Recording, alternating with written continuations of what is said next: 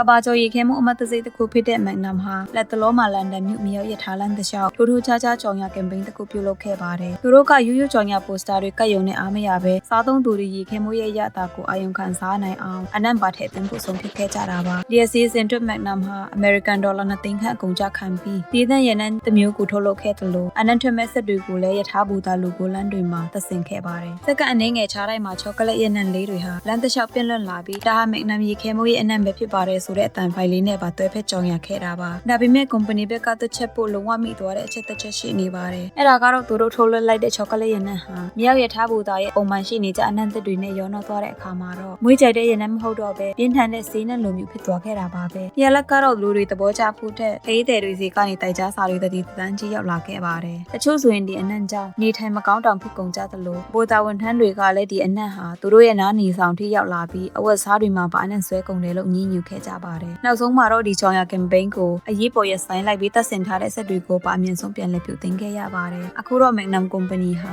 အကျိုးမြတ်ထက်ရှုံးသွားတဲ့ငွေပမာဏကိုပဲပြန်လည်တွက်ချက်နေရပါတော့တယ်